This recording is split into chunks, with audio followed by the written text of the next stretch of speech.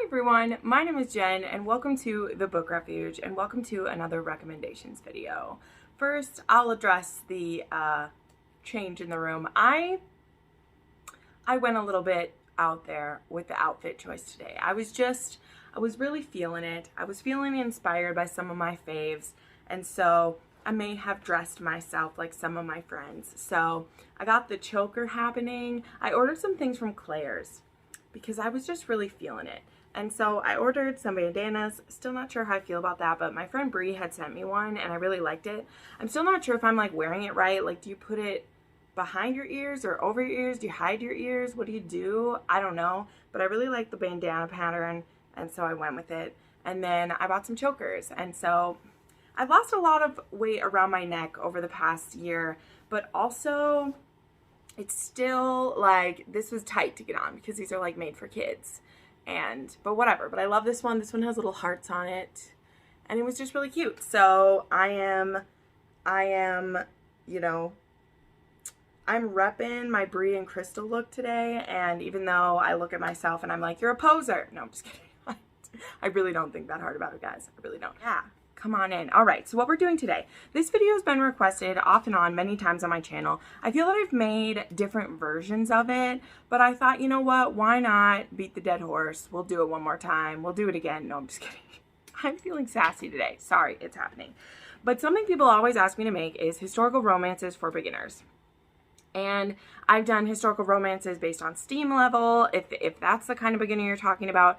But for me, beginner, I think of it as like, what is a good book to cross you over if you read contemporary or if you read YA or something like that? What is a good author to kind of drag you into that, right? To kind of help you step over. So I asked a question on my Insta, and a thing that I expected to happen happened. I asked people, what is the first historical romance you read, and did it help you get into the genre? So 2 questions. A lot of people said a lot of the books I'm going to show you right now, or authors that I'm going to show you right now.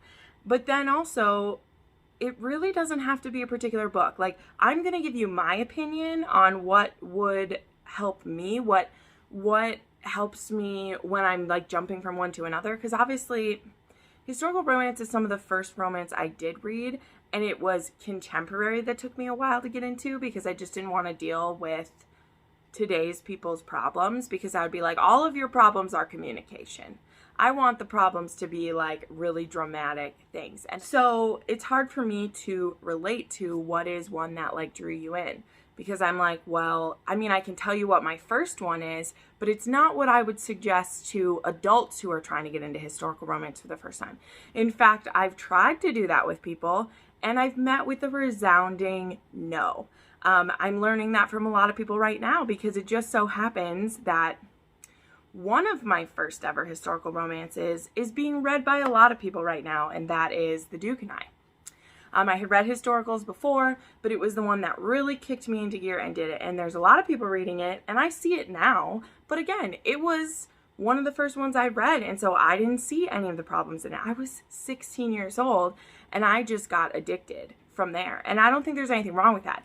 But it's different when I suggest that. There has been people I've suggested that as their first one. And some people, it's worked. But with other people, they immediately are like, is this what they're all like? If they are, I'm not in. And I'm like, well, you can't please everybody. So I am going to go off of, I really thought about it more, about what I suggest to people. And so here's the thing too. If you're someone who's a long-term on my channel, there's not a single book on this that's going to be new to you. There isn't a single one on here that is going to be a surprise to you. So what I want you to use this video as, why I think it's still valuable, might be what my opinions are if you're trying to get a friend to try historical. Or maybe you yourself were like, I don't know where to have people start, and maybe this could be helpful to you. Those of you who are consummate historical romance readers, like, this video isn't for you, right? Because it's asking for historical romance for beginners. So what I want to hear from you is if your first romance is on my list, and if you agree that these could be a good starting place for people, because that's what I want this video to be. I want you to, if there's a friend you want them to try historical romance, you can maybe suggest this video to them, or you can take some of the books that I mentioned and use them to convert people. So that is my hope with this video. So let's go ahead and dive in. It's so hard to pick a place to start, but one of them that I always tell people who really like contemporary books, this is a trilogy. Well, it's going to be more than that, but right now it's a trilogy. I think there's going to be at least the one more. And this one I bring up all the time, and that is the Girl Meets Duke series by Tessa. I think a lot of romance booktubers would bring her up. There's a lot of witty banter in this, but they get sexy really quickly. It uses a little more modern terms for sex and what's happening. So if you have someone who's already a romance lover and likes that, I think Tessa is a good jump for you to make, because I don't feel like you're going to get really stuck up in the terms or what's going on. I think it's going to be a really smooth, I can fall into this book really easily. So that's why I recommend her. Besides, these are 5-star stories to me, and I absolutely love them.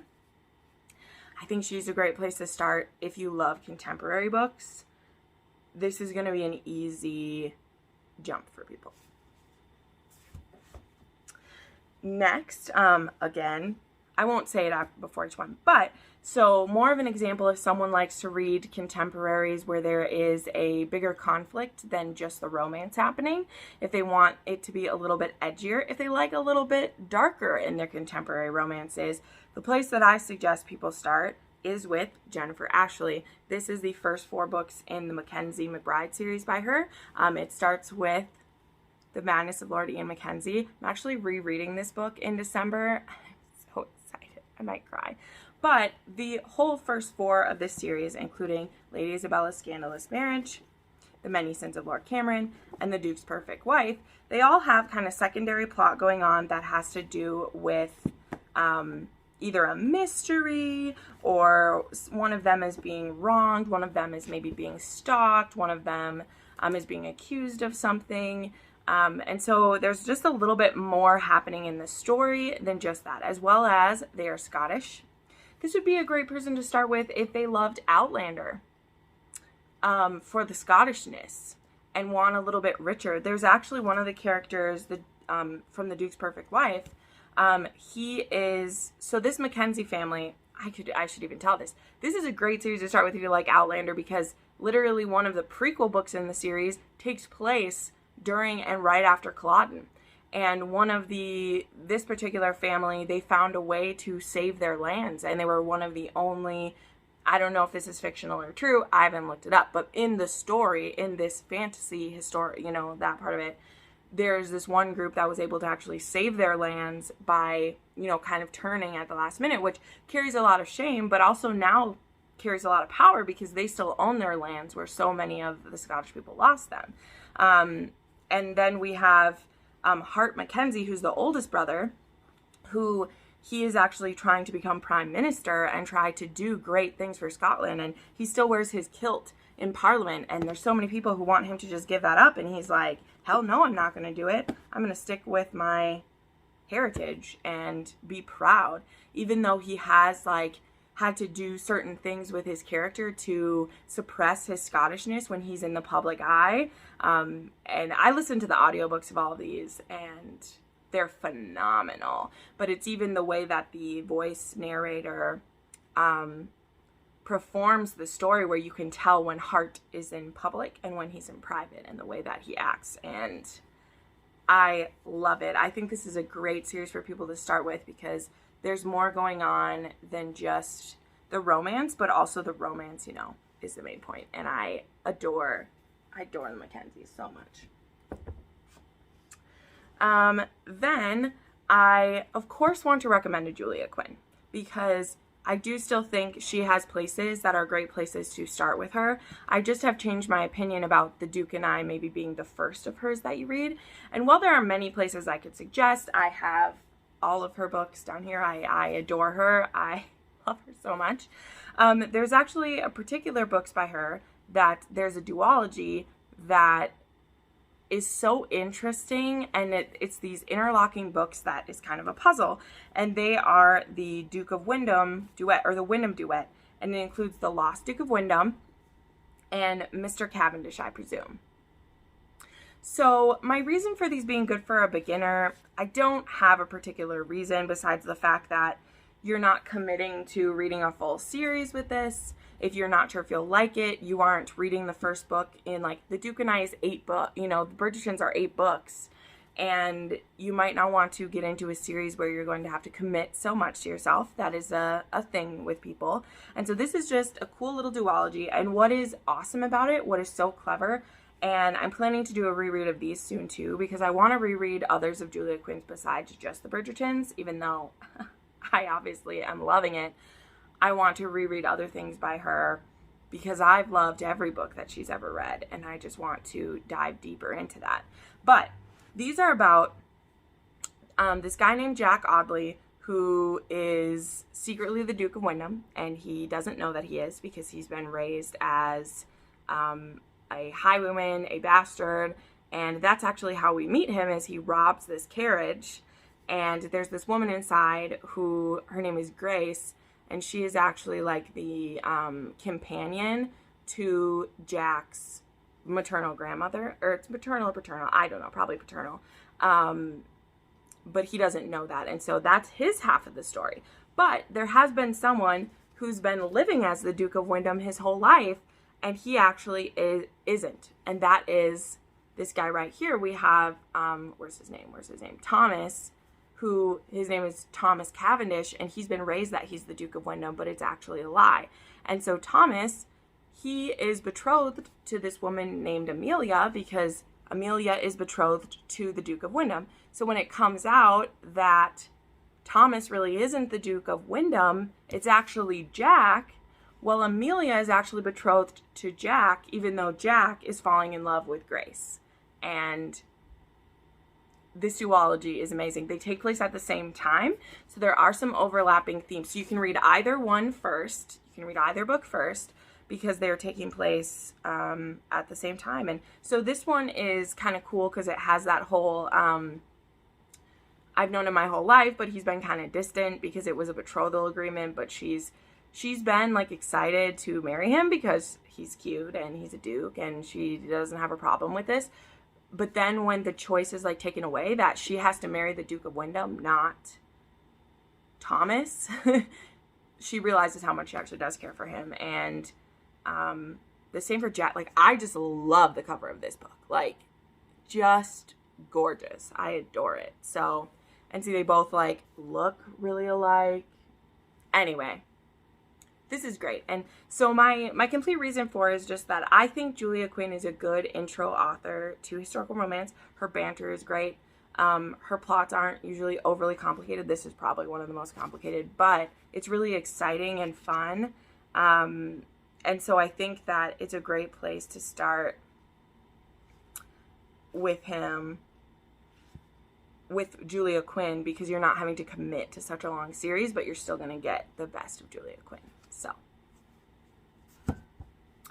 then, one author that did consistently come up with you guys when I asked what was your first historical romance is you either said The Secret or The Bride by Julie Garwood. I'm going to put these down pretty quick because they're really shiny, but these are my beautiful foil covers. They have the gold trim, or this one has the purple trim around it. I adore these books. I've read both of these this year. I was not aware of how important they are to everyone in the community, because I feel like a lot of people of my mom's generation, like, those books were hers. Those are also Scottish and English love affairs, basically. English women and Scottish lairds. That's what's happening.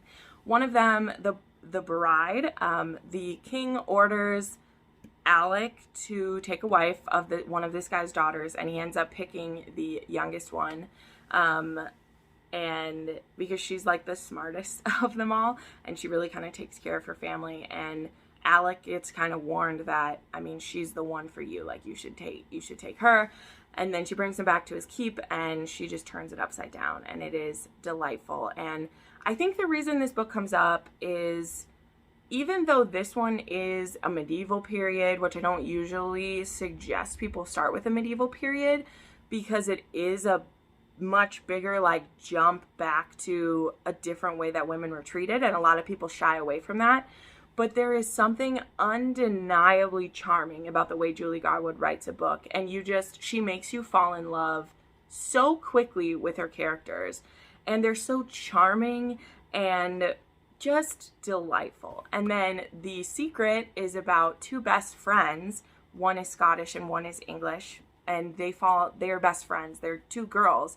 They have the strongest friendship you've ever seen, and they're not supposed to be friends. But the prologue's so cute because it's like, but they didn't know any better, and so they were. And when one of the friends, the Scottish friend, is about to have her baby, and she's a third-generation woman where her mother, like, died giving birth. So, like, her grandmother died birthing her mother, and her mother died birthing her, and so she's very nervous about having children. And so her best friend promised that she would be there when she has her children.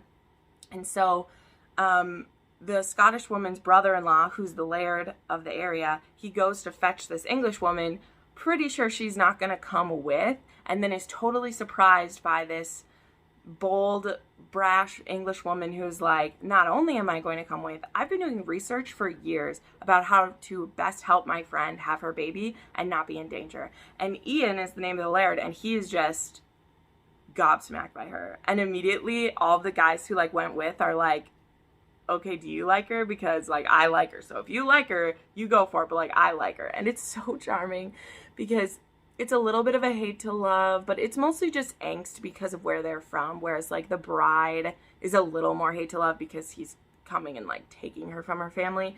Whereas The Secret, she, like, wants to go. But Julie Garwood, just trust me. Just trust me. These books are classics for a reason. I have a bunch more of hers up there, and I can't wait to read more of them because they are true treasures. And I think that even though they're medieval, both of them are medieval, and both of them have a little bit more of, like, that writing style, they are still so charming and heartwarming and beautiful that it's gonna win over anyone. Like, it's gonna win over anyone. And I just think it's a great place to start with people. It's even a great place to start with people who don't like romance either. Yeah, I would say that.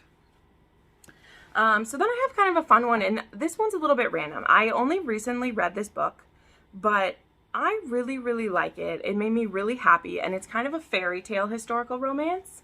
It also has a really fun play on things. But when I was putting this list together, I was thinking that, you know what, number one, I had, like, never heard of this book at all. I mean, there's plenty of books I haven't heard about, but it's so charming and sweet, and I really think it could be a great intro for someone. I don't know who, but the story is adorable. So the book is called Bewitching by Jill Barnett, and I actually buddy read this in the month of September, or was it October? I can't remember, but I read it with my friend Shay from Shay Geeks Out, and it was just one I'd had on my Kindle for a long time. And so she was like, what books do you want to read together? And I was like, let's do that one because I have had it on my Kindle forever and I want to try it because it is a historical fantasy romance. So it has a witch in it, and she's a real witch. So that's why it's fantasy, because she can do magic and we get to see it happen. And she is a Scottish woman, and her name is Joyous. And I love that. Her name is Joyous Macquarie, and she's this beautiful, sweet woman, and one day she's trying to use her powers to go from one place to the other, and something messes up, and she gets dropped, like, kind of in the middle of the forest, and a bunch of trees, like, fall down where she does, which halts this duke. Is it a duke or is it an earl? Yep, it's a duke. And his name is, sorry, let me find it. His name is Alec, and he's a duke, and so his carriage gets stopped because these trees get knocked down, and he's this really stuffy, stuck-up duke, very quiet, severe man, and this woman gets dropped in his lap, and first he's just going to help her get to the nearest town, but then one thing leads to another, and he is inexplicably drawn to her. Just so attracted to her, and I love stories like that. Like, they just... And so he literally is like, I'm gonna marry you. And she wants to do this. She feels like this might be her calling. This book is so cute. She feels like this might be her calling. And so she says yes, but before she's going to marry him, she needs to tell him that she's a witch. And so, yeah, so I won't ruin any more of that, but this ends up being like a forced proximity, and there is actual magic in this book, and it is a grumpy sunshine tale, and it has magic, and it's so charming. It's a little bit, I don't want to call it ridiculous, because it's fanciful, but I feel like it could be a fun crossover for someone because it reads so quickly. I read this in just a couple of hours, and I was delighted. Like, it just made me so happy. And I feel like it has enough fun elements of historical, but also we see this woman who's like very independent and strong, and who has her powers, but she's also enchanted by him, and it's great. So it's maybe one you wouldn't think would be a good intro for someone, but I just feel like it could be. So who knows? And then the last author I have to bring up, no one will be surprised, it's Lisa Kleypas. And so I had to think long and hard, which series do I want people to start with Lisa Kleypas? So I know which series I started with. I actually started with the Ravenels, which are actually like right there in the corner. But I don't know that would be the best place to start. Nor do I 100% want people to start with the Wallflowers, because I just wasn't feeling it. But that could be a good option as well. So that's the kind of thing, is like, this is subjective. Basically, I think you should start with a Lisa Kleypas that is from the Wallflowers onward. I wouldn't necessarily have someone start with Dreaming of You or start all the way back there. Those are books that even for me, like, I needed to read some other of hers first. So maybe have someone start with the Wallflower. Maybe you should start with the Wallflowers. The first one of that would be It Happened One Autumn. Secrets of a Summer Night. The reason that I say that is that, like, hero isn't my favorite, and kind of the setup of that might be a little off-putting. So that's my only reason that I hesitate with that.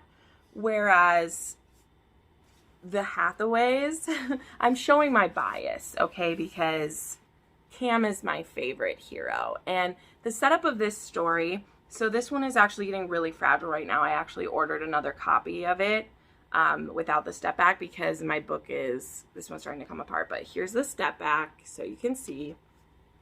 But this series is about some siblings. There's 5 of them. And they have fallen on some hard times. They're a genteel family, and they all have their different quirks. We have Amelia and Wynn and Poppy,